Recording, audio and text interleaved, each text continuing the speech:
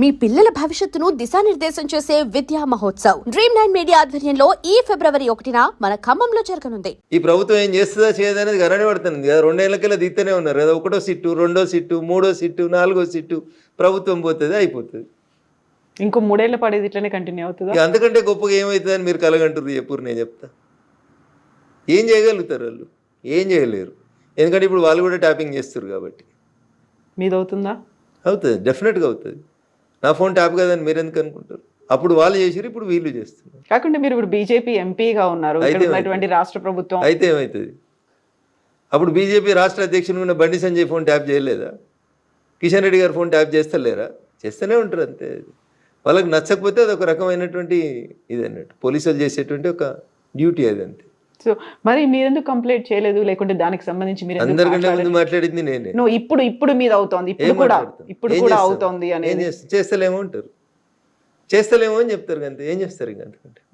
అప్పుడు పాత ప్రభుత్వం అదే చెప్పింది, ఇప్పుడు ఈ ప్రభుత్వం కూడా అదే చెప్తుంది. దాంట్లో తేడా ఏముంటుంది? ఏముంటుంది. సో ఈ కేసులు ఇవన్నీ ఎప్పుడు బయటకు వస్తాయి? మరి ఇప్పుడు జరిగేటువంటి ఏం బయటకు వస్తాయి అనుకుంటారు మీరు? ఏం జరగదా? ఏం బయటికి రావు, ఎవరిని ఉరి తీయరు అంతే. వాళ్ళు వీళ్ళని తిడతారు, వీళ్ళు వాళ్ళని తిడతారు. వాడు కొట్టినట్టు చేస్తాడు, వీడు ఏడిచినట్టు చేస్తాడు. అంతకుమించి వాళ్ళిద్దరు ఏం చేసేది ఉండదు. కాంగ్రెస్ టీఆర్ఎస్ రెండు తోడు దొంగలే, ఏం చేయలేరు వాళ్ళు, ఏం చేయరు. ఏమన్నా చేస్తే మేము అధికారంలోకి వచ్చినాక చేస్తాం. వాళ్ళని ఇద్దరిని మడతేస్తాం, మేమే ఇస్తాం. కేవలం రాజకీయంగా టైంపాస్ అంతేనా?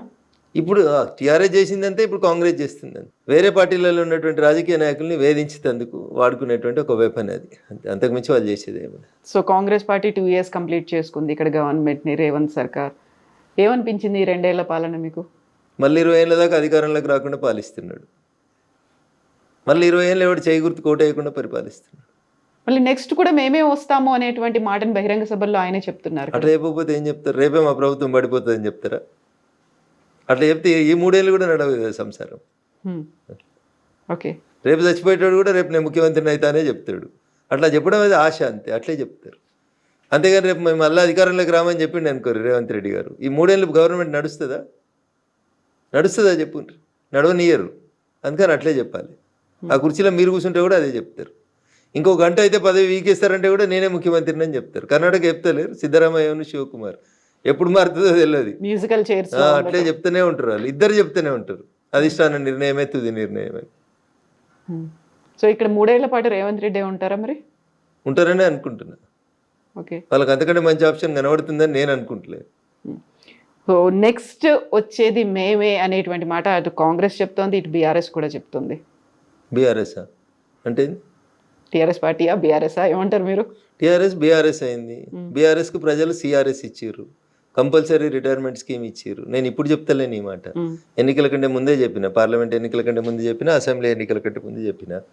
అసెంబ్లీలో ఏదో అట్లా మామ అనిపించుకున్నారు, పార్లమెంట్లో మొత్తం సిఆర్ఎస్ కంప్లీట్ రిటైర్మెంట్ స్కీమ్కి ప్రజలు బలవంతం చేసి వాళ్ళకి రిటైర్మెంట్ స్కీమ్ ఇచ్చేసారు. 17లో పెద్ద 0 ఇచ్చేసారు వాళ్ళకి. సార్ని ఫామ్ హౌస్కి పరిమితం చేసారు. ఇంకా బీఆర్ఎస్ ఎక్కడిది? సార్ లేడు, బీఆర్ఎస్ లేడు. బీఆర్ఎస్ ఒకవేళ బతుకుదామని అనుకున్నా కానీ ఆడ మా చెల్లె బయలుదేరింది కదా. అట్లా మా వాళ్ళు మంచోళ్ళు కాదని నేను చెప్పినా అనుకోని, రఘునందన్ బీజేపీ కాబట్టి విమర్శిస్తుండని అనుకుంటుంది. కేటీఆర్ నువ్వుగా ట్విట్టర్కే పరిమితమైన ట్విట్టర్ టిల్లో అని నేను అన్నా అనుకోరు, అది రాజకీయ ఆరోపణ అవుతుంది. అదే కవిత చెప్పింది అనుకోర్రి, మా అన్నకి ఏం శాత కాదు ట్విట్టర్లో పెట్టుడు తప్పితే ప్రజలకు వచ్చి ఉద్యమం చేయరని కవిత అన్నది అనుకోరు, జనం ఏం అర్థం చేసుకుంటారు?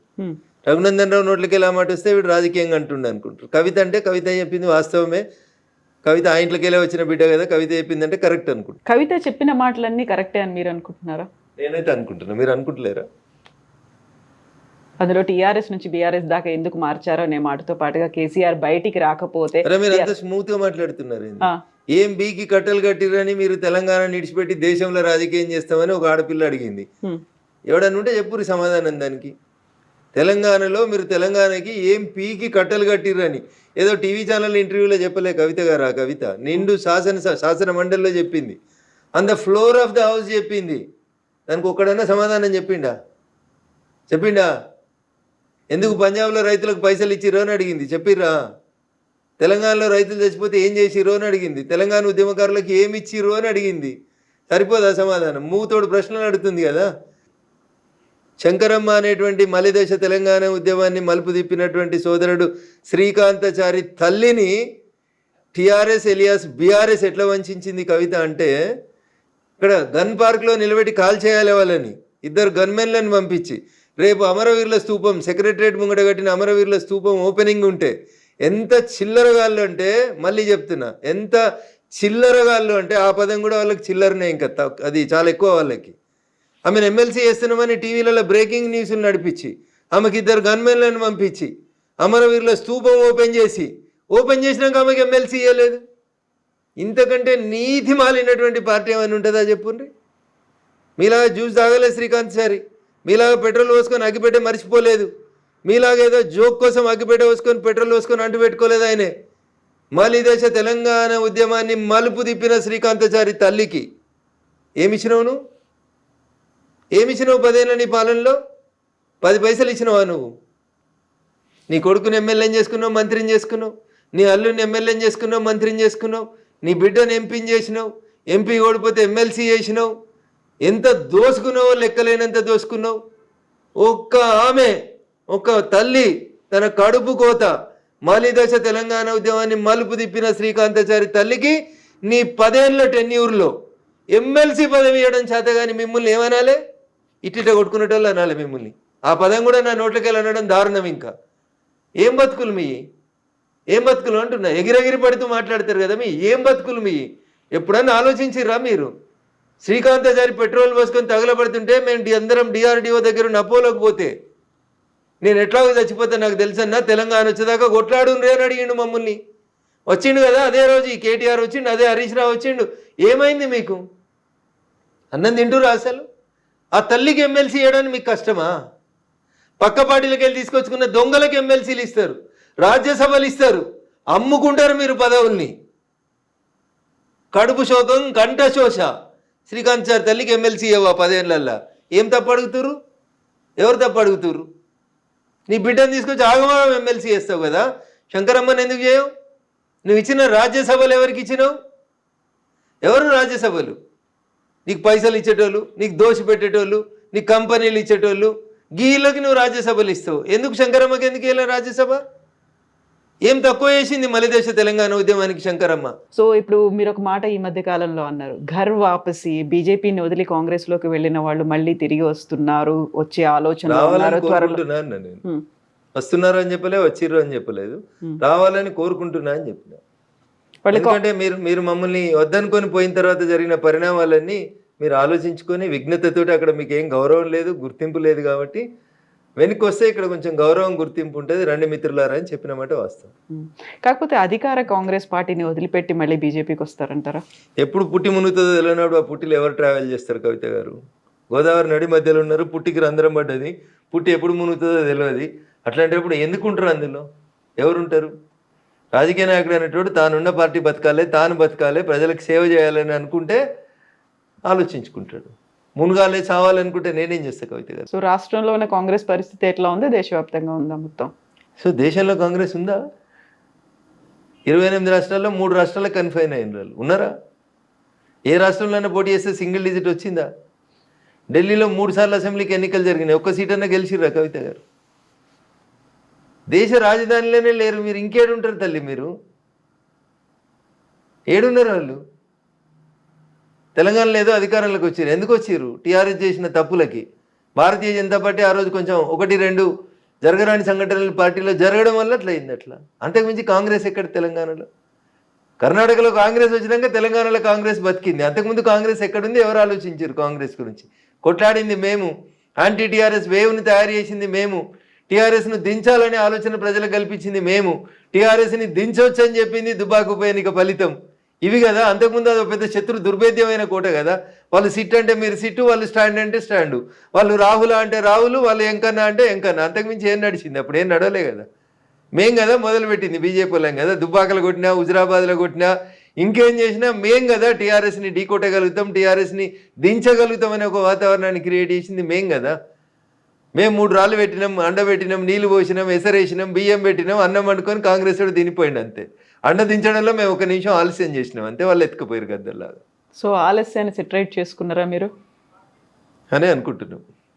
మొత్తం అంతా అప్పుడు గతంలో వచ్చినటువంటి 1-2 ప్రాబ్లమ్స్, సమస్యలు అన్నారు, అవన్నీ కూడా సరిదిద్దుకొనే ముందుకు పోతున్నాం. జరిగిన పొరపాట్లను సరిదిద్దుకొని ముందుకు పోతుంటేనే పార్టీలైనా మనుషులైనా ముందుకు పోతూ ఉంటారు. మా వల్ల జరిగిన ఏంది అనేది మాకు అర్థమైన తర్వాత అవి మళ్ళీ జరగకుండా వాటిని సరిదిద్దుకునే ముందుకు పోతారు. దానికి సంబంధించి మొత్తం గ్రౌండ్ లో ఆ ప్రాపర్ గా ప్రిపరేషన్స్ అనేవి అయితే ఉన్నాయి, ఒక్కొక్క అడుగు పేర్చుకుంటూ వెళ్ళేట్టుగా సమన్వయం. ఎలక్షన్స్ అంటే ఏంది తల్లి చెప్పు? ప్రజలు తీసుకునే నిర్ణయం, ప్రజల్ని ప్రభావితం చేయాల్సినటువంటి అంశాలు ఏంది, చేస్తున్న అంశాలు ఏంది, ప్రజలకు మనం ఎట్లా దగ్గర కావాలి, ప్రజలకు మనం ఎట్లా మేలు చేయాలి, ప్రజల్ని ఎట్లా సేవ చేయాలి, ప్రజల మన్ననలు ఎట్లా పొందాలి. ఇంతకు మించి మీరు అనుకున్నట్టు మేము మందు వంచలేము, మేము పైసలు వంచలేము. కాబట్టి we have our own limitations. మేము ప్రజల్ని ఎడ్యుకేట్ చేసి ప్రజలకు ఏది మంచి ఏది చెడు అనేది చెప్పి ఎందుకు భాగ్యనగరంలో కాషాయం జెండా ఎగరాలనేటువంటి విషయంలో ప్రజల్లో చైతన్యవంతం తెస్తూ ఉన్నాం. పోయినసారి సెకండ్ లార్జెస్ట్కి వచ్చినాము, ఈసారి ఫస్ట్ లార్జెస్ట్కి వస్తాం, మేమే గెలుస్తామని చెప్తున్నాం. సో వెస్ట్ బెంగాల్ మాదే. బీహార్ కంటే ముందు మీరు మాదే అనుకుర్రా? అనుకోలేదు కదా. బీహారు మాదే, వెస్ట్ బెంగాల్ కూడా మాదే.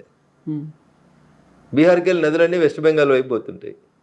సో బీహార్లో మొదలైంది, వెస్ట్ బెంగాల్లో ముగుస్తుంది. Okay. So special intensive revision మీద విపరీతమైనటువంటి కామెంట్లు వస్తున్నాయి, వ్యతిరేకత వస్తుంది, భిన్నమైనటువంటి అభిప్రాయాలు, విమర్శలు ఇవన్నీ కూడా ఉన్నాయి కదా. థర్డ్ ఫేజ్ తెలంగాణలోనే ఉండబోతోంది అనేది ఎలక్షన్ కమిషన్ అనౌన్స్ చేసింది. ఇక్కడ ఎన్ని బోగస్ ఓట్లు ఉన్నాయని మీరు అనుకుంటున్నారు? ఇప్పుడు నేను ఉదాహరణకి నా మెదక్ పార్లమెంట్ పరిధిలో పటాన్చెరు అసెంబ్లీ నియోజకవర్గ పరిధిలో ఐలాపూర్ అనే ఒక విలేజ్ ఉంది. This is an open challenge to the media. నిజంగా మీలో సిన్సియారిటీ ఉండి మీరు అనుకున్నట్టు మిమ్మల్ని మీరు ఫోర్త్ ఎస్టేట్ అయితే, మీరు రాసే వార్తలలో మీరు చేసే పనిలో మీకు నిజాయితీ ఉంటే, ఐలాపూర్ అనేటువంటి ఒక తాండాలో, ఐలాపూర్ అనే ఒక గ్రామ పంచాయతీలో ఒరిజినల్ ఓటర్లు 1250 ఓటర్లు. ఎన్నికల సందర్భంగా ఆ ఓటర్ల సంఖ్యను 2700 పైచిలకు పెంచారు. సో డబుల్ కంటే ఎక్కువ ఉన్నారు. శ్మశానంకు నెంబర్ వేసి, వాటర్ ట్యాంక్ నెంబర్ వేసి, గ్రామ పంచాయతీకి నెంబర్ వేసి, నేను రాహుల్ గాంధీ గారిలో వేగ ఆరోపణ చేస్తలేను. రాహుల్ గాంధీ ఒక ఇంట్లో 290 ఓట్లు ఎట్లుంటాయంటే అమిత్ షా గారు పార్లమెంట్లో సమాధానం చెప్పారు. అట్లా రఘునందన్ సమాధానం చెప్పించుకోవడానికి అబద్ధం కోసం చెప్తలేడు. ఐలాపూర్లో పటాన్చెరు అసెంబ్లీ నియోజకవర్గం పరిధిలోని అమీన్పూర్ మున్సిపాలిటీ కిందికి వచ్చే ఐలాపూర్ అనే గ్రామ పంచాయతీ గతంలో ఉన్నటువంటి దాంట్లో ఒరిజినల్గా 1250 ఓట్లుంటే వాటిని 2750 ఓట్ల దాకా పెంచారు. ఇవన్నీ బోగస్ ఓట్లని అప్పుడున్నటువంటి సర్పంచ్ గారు, ఎంపీ ఎన్నికల కంటే ముందు నేను, జిల్లా కలెక్టర్ గారు, అంటే తహసీల్దార్ గారు, ఆర్డీఓ గారు, జిల్లా కలెక్టర్ గారు, ఆఖరికి రాష్ట్ర ఎన్నికల కమిషన్ కూడా కంప్లైంట్ ఇచ్చినాం కవిత గారు. ఎప్పుడు ఎంపీ ఎలక్షన్. సో ఇవన్నీ కూడా జిహెచ్ఎంసీ ఎలక్షన్స్ ముందే అయితే నెక్స్ట్ రాబోయేటువంటి అసెంబ్లీ ఎన్నికల కోసమే జరుగుతాయి కదా. ఇప్పుడు వచ్చే ఫస్ట్ నుంచి ఏమి ఉన్నట్టుంది కదా, తెలంగాణలో కూడా ఏప్రిల్ 1 నుంచి ఏమి ఉన్నట్టుంది కదా సార్. జరుగుతుంది కంపల్సరీ, అన్ని రాష్ట్రాల్లో జరుగుతుంది, ఇక్కడ కూడా జరుగుతుంది. తెలంగాణ ఏం దానికి అతీతం కాదు, భాగ్యనగరం ఏం దానికి అతీతం కాదు, అంతటా జరుగుతుంది సార్. దేశవ్యాప్తంగా సార్ జరుగుతుంది, ఎవరికి ఇష్టమైనా కష్టమైనా జరుగుతుంది. సో హైదరాబాద్ కంటే భాగ్యనగరం అనడానికే మీరు ఇష్టపడతారా? ఇది భాగ్యనగరం కదా, ఒకప్పుడు భాగ్యనగరం, ఇప్పుడు కూడా భాగ్యనగరం, భవిష్యత్తులో కూడా భాగ్యనగరంగానే పేరు కొనసాగాలని కోరుకుంటాం. మారుతుందా మీ బీజేపీ వచ్చిన తర్వాత? మీ కాదు మన తప్పకుండా మారుతుంది. నేను అనేది మీ బీజేపీ అన్నా, నేను మన బీజేపీ అని నేను అనలేను కదండి. మీ బీజేపీ వచ్చిన తర్వాత మన హైదరాబాద్ పేరు భాగ్యనగరంకి తప్పకుండా భాగ్యనగరం అయితే. అదొకటేనా? తినవద్దు రుచులు ఎందుకు, అధికారంలోకి వచ్చేదాకా సపోర్ట్ చేయండి, అధికారంలోకి వచ్చిన తర్వాత మేము ప్రజల కోసం నిలబడతాం, నెక్స్ట్ సీఎం ప్రజల ఆకాంక్షల కోసం పనిచేస్తాం. నెక్స్ట్ సీఎం ఎవరు? ప్రజలు కోరుకున్న వాళ్ళు అవుతారు, పార్టీ ఆదేశించిన వాళ్ళు అవుతారు. మీరు ఇలా బీసీఓ లేకుంటే వీళ్ళు అవుతారు ఇది అనేది మీరు అనౌన్స్ చేయరు అసలు? రాష్ట్ర పార్టీ తీసుకునే నిర్ణయం కాదు అది, కేంద్ర పార్టీ తీసుకునే నిర్ణయానికి ప్రతి బీజేపీ కార్యకర్త కట్టుబడి ఉంటారు.